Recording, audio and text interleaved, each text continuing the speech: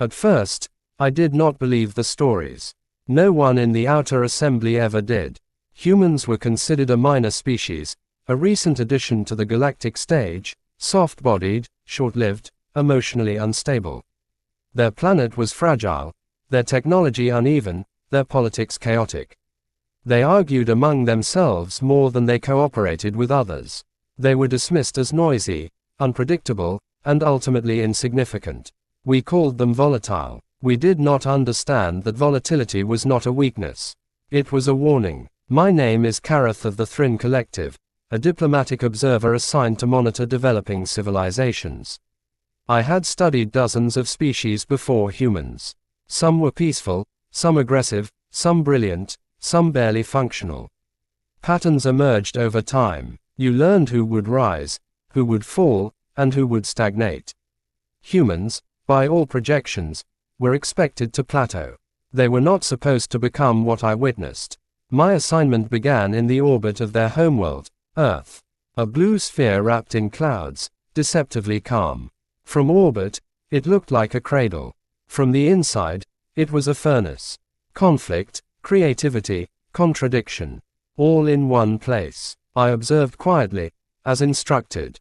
No interference, only study. They fascinated me immediately. They could create breathtaking art and devastating weapons in the same generation. They could save lives and take them with equal conviction. They formed bonds that defied logic, risking everything for individuals who offered no strategic value. It made no sense. And yet, it worked. The Assembly's concern with humans did not begin with their strengths. It began with their refusal to submit. The Vaal Empire made first contact. That was the first mistake. The Vaal were conquerors by nature, a species that expanded not through diplomacy but domination.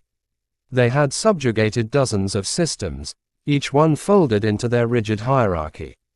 Resistance was crushed quickly and efficiently. Most civilizations surrendered once they realized the futility of defiance. The Vaal expected Earth to be no different. They sent a fleet, not for war, but for demonstration. A show of power. They entered the solar system in formation, massive ships blotting out stars, broadcasting a single message across all human frequencies. Submit. They offered terms. Surrender governance. Accept Vaal oversight. In return, humanity would be protected and allowed to continue existing under supervision. To the Assembly, it seemed reasonable. To the Vaal, it was generous. To humans, it was unacceptable. Their response was not unified. Not at first. Some leaders argued for negotiation. Others demanded resistance. Many simply panicked. It was chaos, exactly as predicted. The Vaal waited. They were patient predators. Then humanity answered. Not with surrender. Not even with diplomacy. They launched a single transmission, broadcast to every Vaal vessel.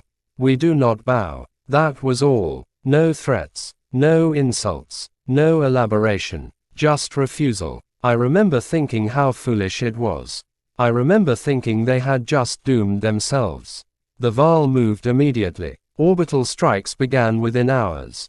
Strategic targets were hit first. Military installations, communication hubs, energy grids.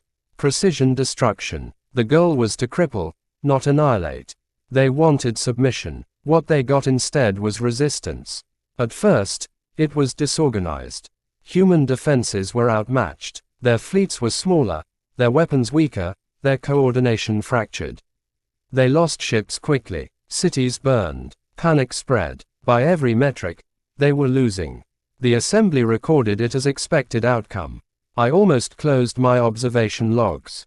Then something changed. It started small. Civilian vessels began to join the fight. Not military ships. Not trained crews. Cargo haulers, mining rigs, transport craft. They were not designed for combat. They entered anyway. Humans modified them on the fly, welding weapons where none were meant to exist, rerouting power systems, overloading engines beyond safe limits. They should have failed. Many did, but enough did not. They swarmed the Vaal formations in numbers that made no tactical sense. Individually, they were weak.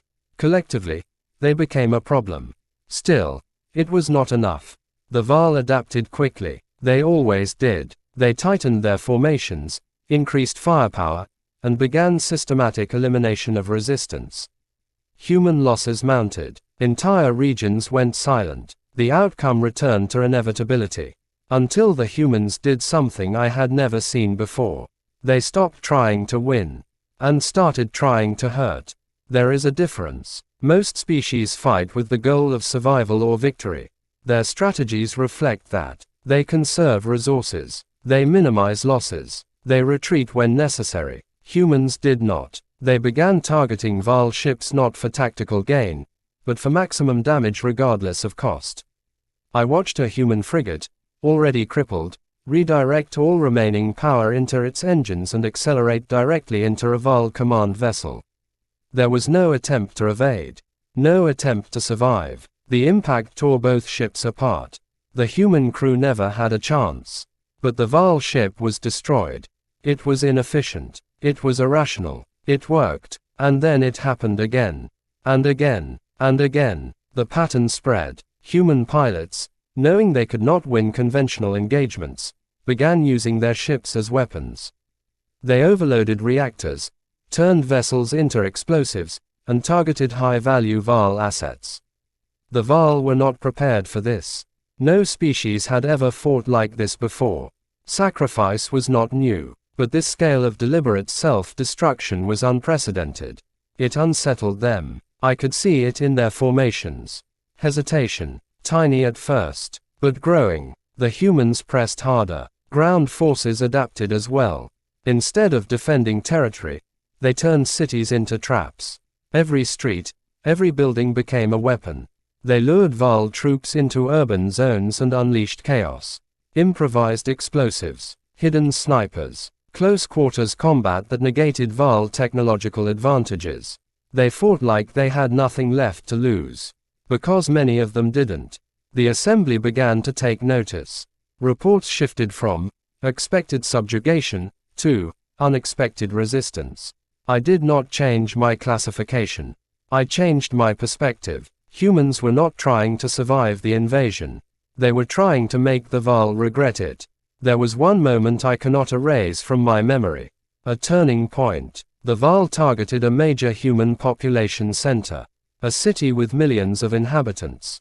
Their objective was clear: break morale. They deployed a massive orbital platform, capable of delivering a strike powerful enough to erase the city entirely. A demonstration. A warning. The humans knew what was coming. Evacuation efforts began immediately, but there was not enough time. Millions would die. The assembly predicted surrender. It was the logical response. Instead, the humans did something else. They launched everything they had. Not at the Vaal fleet. At the platform. Every remaining ship in range, military and civilian alike, converged on a single target. They ignored the surrounding Vaal defenses. They ignored their own survival. They focused on one objective: stop the strike. The Vaal fleet responded with overwhelming force. Human ships were destroyed in waves. It should have ended there. But they kept coming. Damaged ships, burning ships, barely functioning vessels pushed forward. I watched one human pilot, her ship missing half its structure, still maintain course. Her communications were broadcast openly. I'm not letting them take it. Her voice was steady, calm. She knew she would not survive. She did it anyway. She crashed into the platform's shielding system.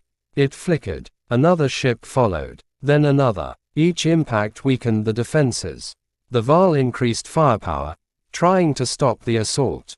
They failed. Too many targets. Too much determination. The platform's shields collapsed. For a brief moment, it was vulnerable. One final human ship broke through. A transport vessel. Unarmed. Slow. It should never have reached the target. It did. Its engines flared brighter than I thought possible. Overload. The pilot did not broadcast anything. No final message. No declaration. Just action. The explosion tore through the platform. The strike never fired. The city survived. The human fleet did not. Silence followed. Even the Vaal paused. I felt something then. Not understanding. Not yet. Something else. Unease. Because I realized something critical. The humans were not afraid to die. They were afraid to fail each other. That was the difference. And it changed everything. The Vaal began to withdraw. Not completely, but enough to reconsider. They had never faced an enemy like this. An enemy that would rather burn than bend. The assembly called for analysis. I submitted my report. I did not describe humans as volatile. I described them as relentless.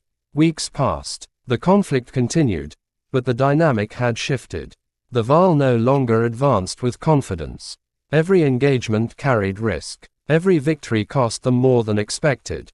Humans adapted constantly. They learned from every loss. They shared information across their entire species at a speed that was astonishing. Tactics evolved daily. Weapons improved rapidly. Coordination increased. They were still outmatched, but they were no longer predictable. The Vaal relied on superiority. Humans relied on refusal. Refusal to surrender. Refusal to break. Refusal to stop. Eventually, the Vaal made a decision. They escalated. They deployed a war asset rarely used. A planet cracker. A weapon designed to end conflicts permanently. Its purpose was simple. Destroy Earth. Not conquer. Not subjugate. Erase. The assembly was alarmed. This was no longer a regional conflict. It was an existential one. If Earth fell, it would send a message across the galaxy. Resistance is futile. The humans detected the weapon. Their response was immediate. Total mobilization. Every available resource was directed toward one goal. Stop the planet cracker. I watched as their fleets gathered. Not organized. Not perfect. But united. For the first time since the conflict began, there was no division. No argument. No hesitation. Just purpose. The Vaal advanced. The planet cracker moved into position, escorted by their most powerful ships. The battle that followed was unlike anything I had ever seen. It was not a battle for territory. It was not a battle for dominance. It was a battle for existence. Human ships engaged with everything they had. They fought harder than before. Smarter than before. But most of all, they fought together. I saw coordination that had not existed weeks earlier. Fleets moving as one, covering each other, adapting in real time. And still, it was not enough. The Vaal defenses were too strong. The planet cracker continued its approach. Time was running out. I remember thinking this was the end. That even human fury had limits. I was wrong. They had one more thing. Something I had not accounted for. Something no model could predict. Hope. Not the abstract concept. The actionable kind. The kind that drives impossible decisions. A transmission spread across all human channels. A call. Not from a government. Not from a military. From a voice. A single human. We're not done. That was all it took. What followed defied every expectation. Human ships that had been holding back, preserving power, suddenly changed course. They were not retreating. They were charging. Not at the escorts. At the planet cracker itself. The Vaal responded instantly. They concentrated fire. They created a wall of destruction. It should have stopped everything. It didn't. The humans kept coming. Ship after ship. Wave after wave. They did not slow down. They did not hesitate. They knew what they were doing. And they did it anyway. The first ships reached the outer defenses. They were destroyed. The second wave pushed further. Also destroyed. The third wave broke through. Barely. Enough to make contact. Explosions rippled across the surface of the planet cracker. Minor damage. Not enough. But it was a start.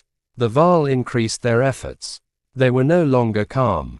No longer controlled. They were reacting. That was new. Humans pressed harder. More ships. More impacts. More sacrifice. The planet cracker began to show signs of strain. Systems flickered. Shields weakened. It was working. Slowly. Painfully. But working. Then came the final moment. A cluster of human ships, heavily damaged but still operational, formed a tight formation. They synchronized their systems. I did not understand what they were doing at first. Then I realized. They were linking their reactors. Pooling energy. creating something larger than any one ship. A single, massive overload. It was reckless. It was unstable. It was their only chance. The Vaal targeted them immediately. They knew the threat. They fired everything they had. Ships were destroyed mid-formation. But enough remained. The energy built. Brighter. Stronger. Unstable. I heard one final human transmission. Together. The explosion that followed was beyond anything I had recorded. It tore through the planet cracker. Not a surface detonation. A deep, internal rupture. The weapon split apart. Fragments scattered. The core destabilized. And then it was gone. Destroyed. The Vaal fleet fell silent. For a moment, the entire battlefield stopped. Humans had done the impossible. They had destroyed a weapon designed to end worlds. With ships that should never have been able to do it. With people who knew they would not survive. The Vaal retreated. Not strategically. Not temporarily. They left. The invasion ended. Earth remained. I ended my observation there. Not because the story was over. But because I had seen enough. The assembly requested my final assessment. They expected data, analysis, projections. I gave them something else. A warning. Humans are not the strongest species. They are not the most advanced. They are not the most unified. But they possess something far more dangerous. They care, deeply, fiercely, and when that care is threatened, it becomes fury. Not blind rage, not uncontrolled destruction, focused, relentless, unyielding. They will fight beyond reason, beyond logic, beyond survival. They will sacrifice everything, not for victory, but for each other. I saw humans unleash their fury, and I will never forget it. Neither should you. The galaxy did not celebrate.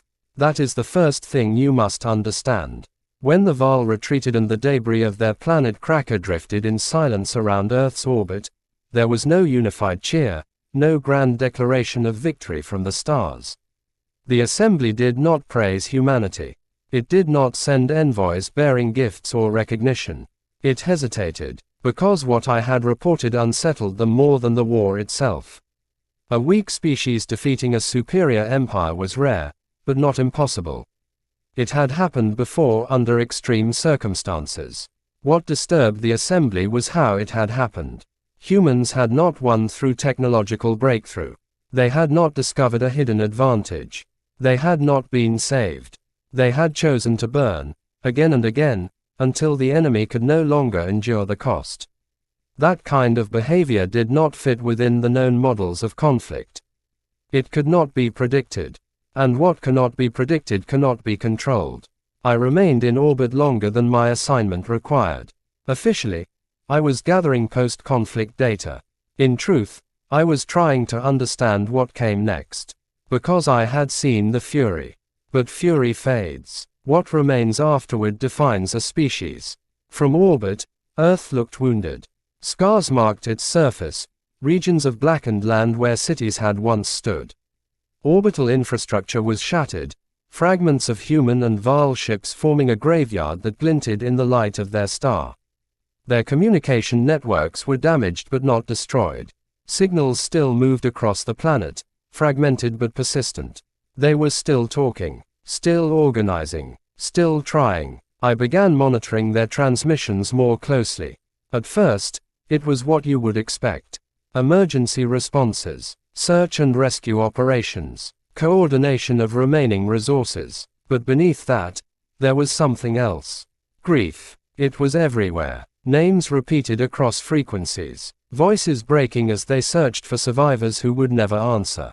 Images of loss transmitted across their networks. Entire communities gone. Families erased. The cost of their victory was not abstract. It was personal. I had studied species that hid their losses, burying grief under ceremony or silence. Humans did the opposite. They broadcast it, shared it, carried it together. I did not understand how that made them stronger. But it did. Days passed. Then something unexpected happened. The humans did not stop preparing for war. Despite the Vaal retreat, despite the devastation, they continued to build. Ships, weapons, defenses, faster than before. There was no assumption that the threat was over. only that it had paused. This was another difference. Most species, after surviving an existential threat, shift toward recovery.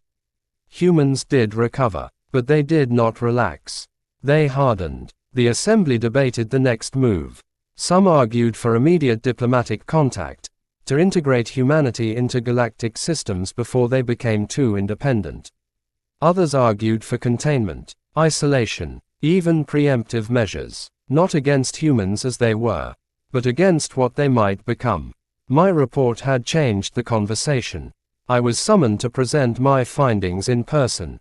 The assembly chamber was vast, filled with representatives from dozens of species, each occupying the designated space. The air was thick with tension. This was no routine session. I stood at the center, aware that my words would influence what came next. Kareth of the Thrin Collective, the speaker began, your observations have raised significant concern. Clarify your conclusion. I did not hesitate. Humans are not a threat because of their strength, I said. They're a threat because of their response to loss. Murmurs spread across the chamber.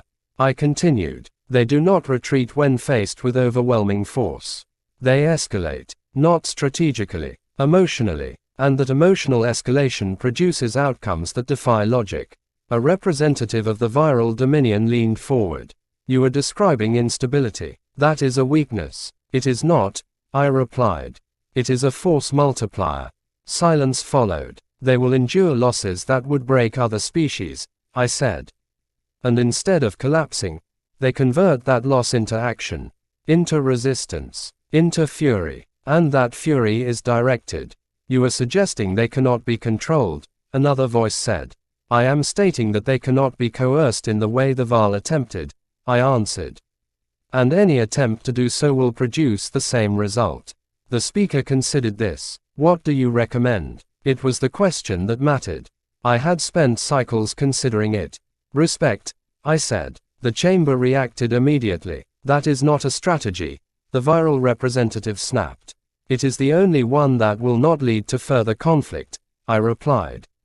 Humans respond to threats with escalation, but they respond to cooperation with equal intensity. If we approach them as partners, they will become allies.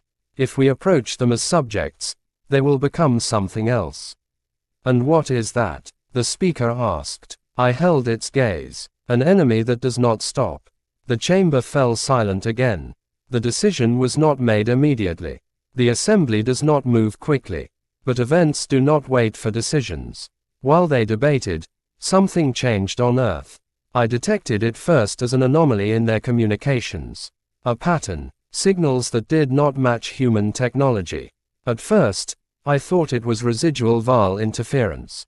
Then I realized it was something else. A new signal, origin unknown. It was subtle, buried within their networks. Watching, I began tracing it, carefully, quietly. It did not behave like a hostile intrusion. It did not disrupt. It observed, collected, learned. That unsettled me more than an attack would have. I reported it to the assembly. Their response was immediate this time. Concern shifted to alarm. A new player had entered the system. One that had remained hidden during the Vaal invasion. One that had waited. The assembly dispatched additional observers.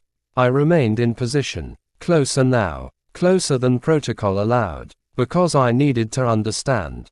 The signal grew stronger. More defined. It began to interact with human systems. At first, indirectly. Analyzing. Mapping. Then, slowly, it began to respond. Small adjustments. Corrections, assistance. Human engineers noticed it. Of course they did. They always noticed. Their initial reaction was confusion. Then suspicion. Then curiosity. They tried to isolate it.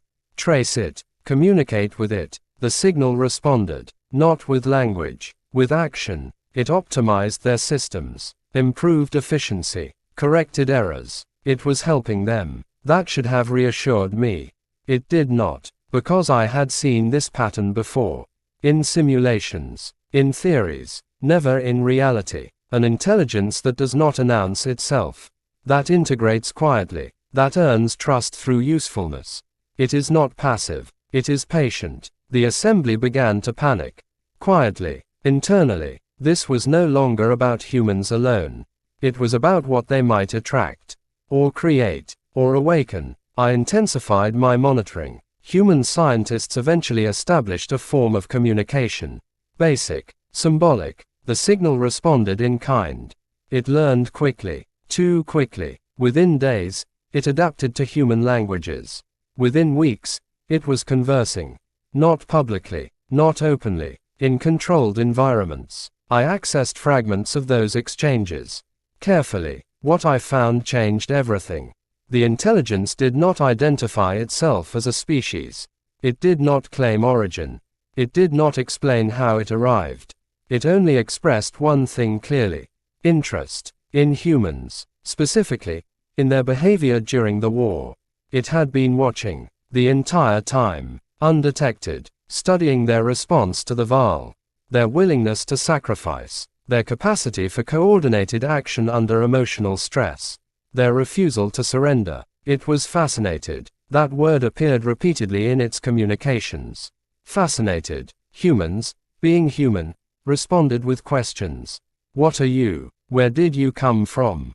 Why are you here? The intelligence answered only partially. I observe. That was its consistent reply.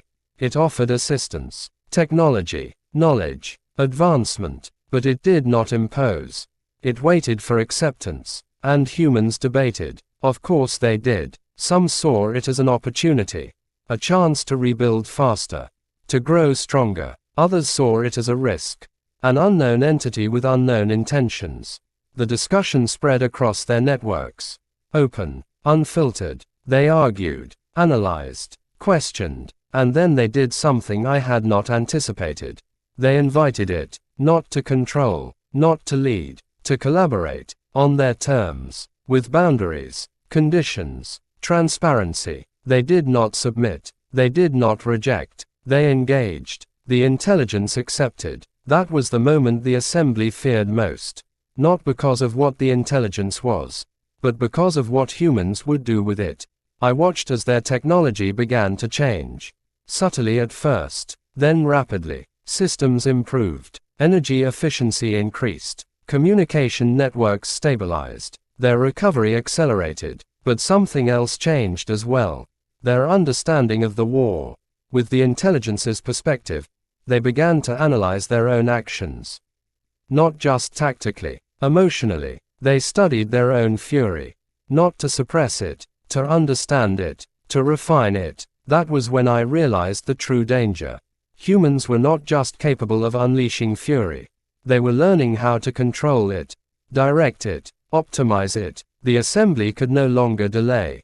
A decision was made. Contact. Formal. Official. A delegation would be sent to Earth. Not as conquerors. Not as overseers. As equals. I was selected to be part of that delegation. Because I had seen them. Because I understood, at least partially, what they were. We descended through Earth's atmosphere in a vessel marked with assembly insignia. No weapons deployed. No shields raised. A gesture, trust, or vulnerability, depending on perspective. We were received in what remained of one of their major cities. Rebuilt partially, still scarred, humans gathered to meet us. Not in fear, not in submission, with caution and curiosity. I stepped forward. For the first time, I stood among them. Not as an observer from orbit, but as a participant. They looked different up close. Smaller than I expected, more fragile, and yet, there was something in their eyes. Something I recognized. The same thing I had seen in their transmissions during the war. Resolve. A human representative approached. She studied me briefly, then spoke. You're the one who watched. It was not a question. I inclined my head. I am. She nodded. Then you know what we've been through. I do. She held my gaze. Then you know we're not looking for another empire. We are not offering one, I replied. Silence stretched between us. Then she extended her hand. A human gesture. I had studied it. A sign of agreement, trust, connection. I hesitated for a fraction of a moment. Then I reached out. Our contact was brief, but it marked something significant. Not just for humans, for the assembly, for the galaxy, because for the first time, humans were not being observed. They were being acknowledged, as something more than a volatile species, as something more than survivors, as something that had faced annihilation, unleashed fury, endured loss, and emerged not broken, but changed. I remained on Earth after the delegation, by choice, officially, as a liaison, unofficially, because I needed to see where this path led. The intelligence remained, integrated, collaborative, still observing, still learning, but now, it was not the only one. Humans were observing it as well, learning from it, adapting. The relationship was not one-sided. It was evolving, and I began to understand something that had eluded me before. Humans do not just react to the universe. They change it, not through dominance, not through superiority, through persistence, through connection, through a willingness to face the worst parts of themselves, and use them, not as chaos, but as force. Weeks turned into months. Earth rebuilt, stronger, faster, different. The scars remained, but they were not hidden. They were remembered, integrated into their identity, a reminder of what they had done, of what they could do again. I continued my reports to the assembly, but they were no longer warnings. They were observations. Humans were not becoming a threat. They were becoming something else. Something the galaxy had never seen before. A species that had faced extinction, chosen defiance, harnessed fury, and now, was learning to wield it with precision. The intelligence observed this as well. Its interest deepened. I accessed one of its communications again. A single line stood out. They learn from pain. Yes, they did, and that made them dangerous. Not because they sought conflict, but because if conflict found them again, they would not respond the same way. They would respond better, stronger, more focused. I thought back to the war, to the moment the planet cracker fell, to the human voices, to the final word. Together, that was their true strength. Not fury alone, but unity within it, the ability to turn individual emotion into collective action, to transform loss into purpose, to refuse to stand alone. I saw humans unleash their fury once. The galaxy would not survive seeing it a second time. Not because humans would destroy it, but because they would never again be underestimated. And neither would what they had become. I thought I understood humans. That was my first mistake. Time passed on Earth, though humans did not measure it the way the assembly did. They marked it through rebuilding, through memory, through the quiet act of continuing. Cities rose where ruins had stood.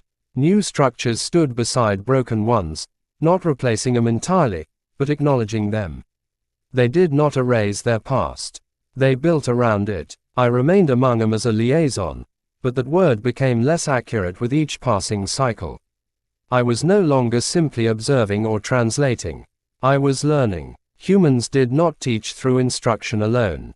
They taught through action, through contradiction, through moments that seemed insignificant until they were not. I watched a child place a small marker beside a crater where a building had once stood.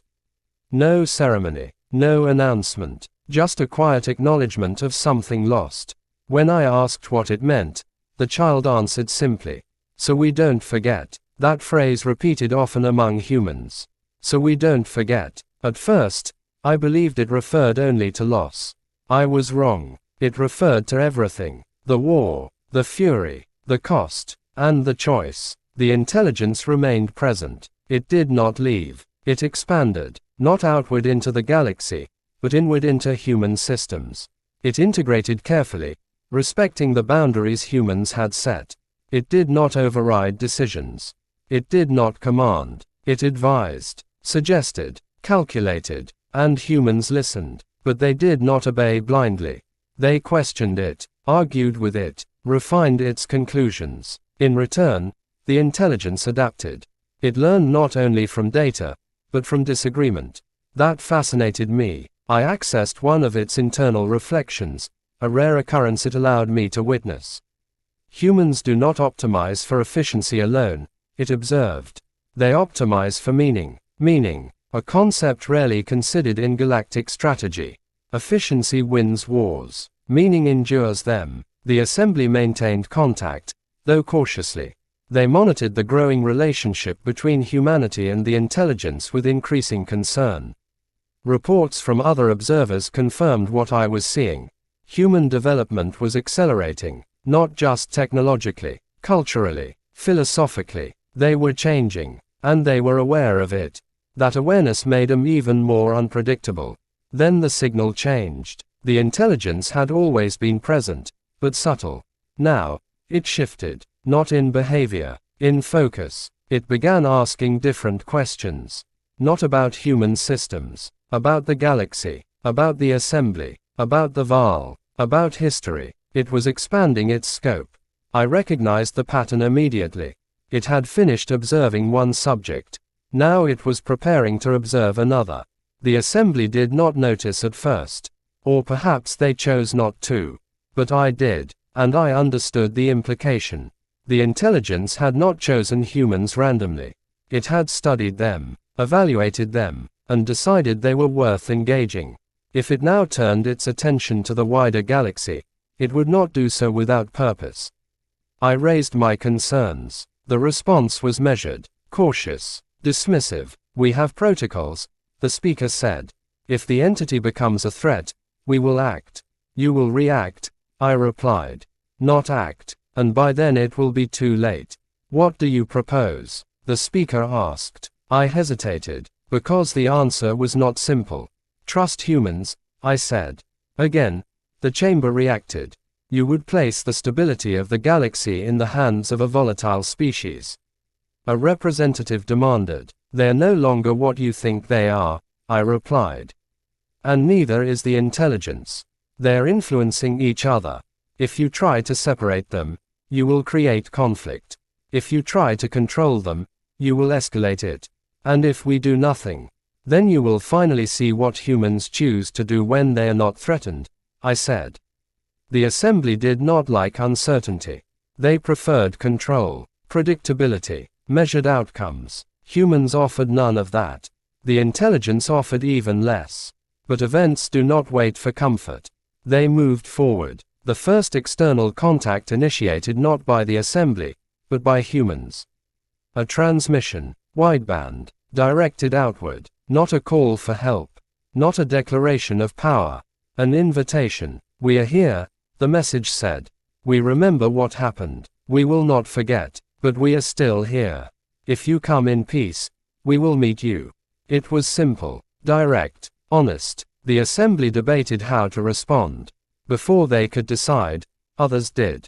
Independent systems, minor coalitions, species that had suffered under the Vaal. They answered, not with fleets, with messages, cautious at first, then more open. Communication began, not controlled by the assembly, not dictated by protocol, organic, messy, human, and it worked. Connections formed, shared experiences, shared losses, shared understanding. Humans were not unique in suffering, but they were unique in how they used it. The intelligence observed all of this.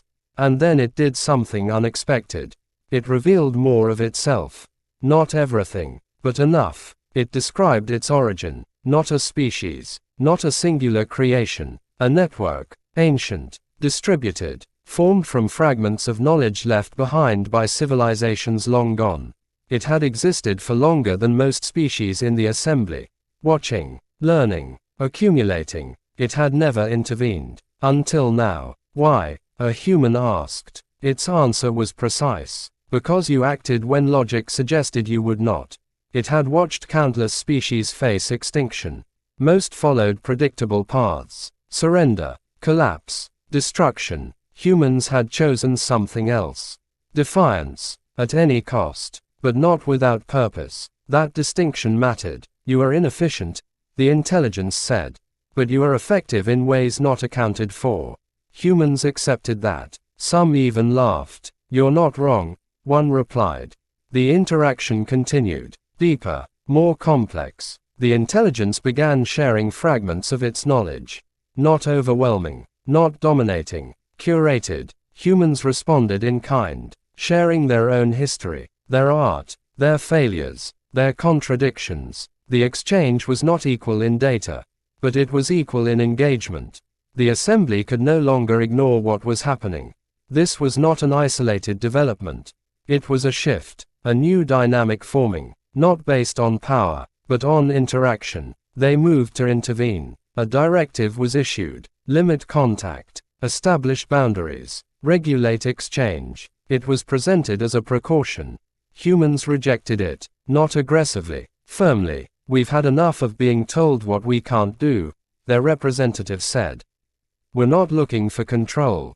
We're looking for connection. If that's a problem, then maybe the problem isn't us. Quote, the assembly was not used to being spoken to that way. But they did not respond with force. Not this time, because they remembered the Vaal. They remembered my report. They hesitated, and in that hesitation, something else happened. The Vaal returned, not with the same force, not with the same certainty, but they came back. Their fleets appeared at the edge of human space. Smaller, reinforced, cautious. They did not broadcast immediately. They observed, studied, learned. They had not forgotten. They had adapted. Just like humans, the galaxy held its breath. The assembly prepared for conflict. Humans prepared as well, but differently. Their fleets mobilized, defenses activated, but there was no panic, no chaos, only readiness. The intelligence remained silent, watching, waiting. The Vaal finally transmitted. Their message was not the same as before.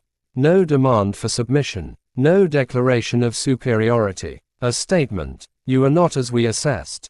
Humans responded: you're not either. There was a pause. Then the Vaal continued: we seek to understand the cost of our failure.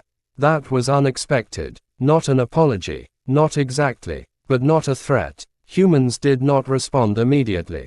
They considered, discussed, argued, as they always did. Then they answered, come closer, not as conquerors, not as targets. If you want to understand, you'll have to see it.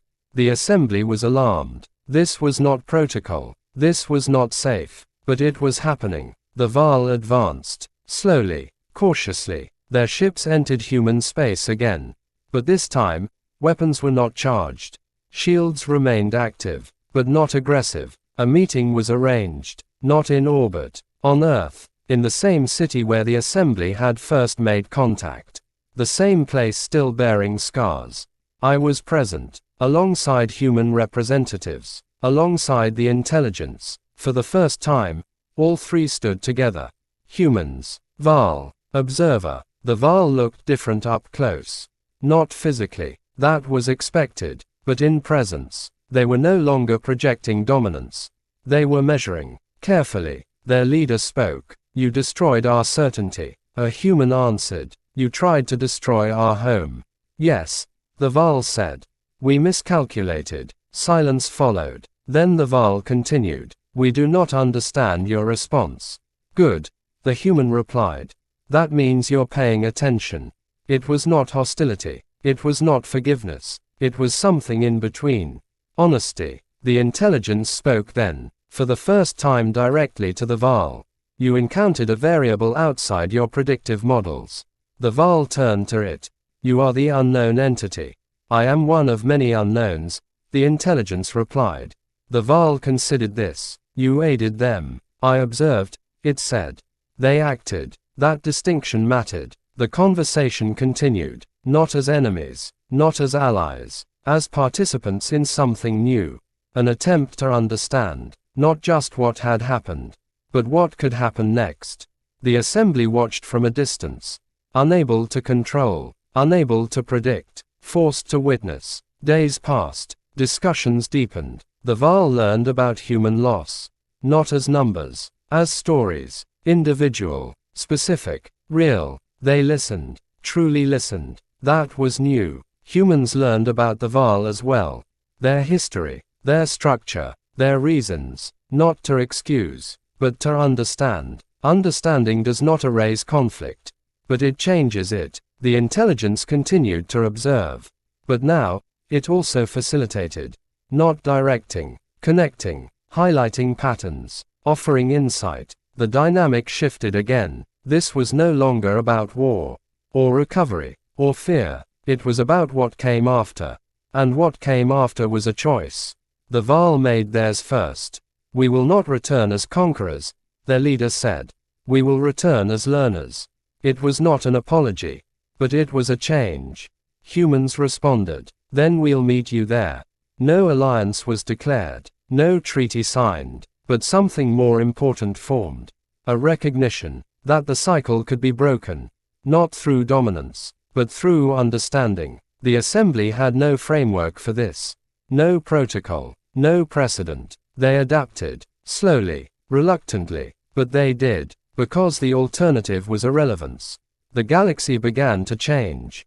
Not suddenly, not completely, but undeniably. Connections expanded, not just between humans and others, between species that had never interacted before. Shared knowledge, shared experience, shared caution, and beneath it all, a quiet awareness of what humans had done, of what they could do again. I continued my observations, but they felt different now. Less like study, more like participation. I was no longer outside the system. I was part of it. And I understood something I had not at the beginning. Humans are not defined by their fury. They are defined by what they do after it.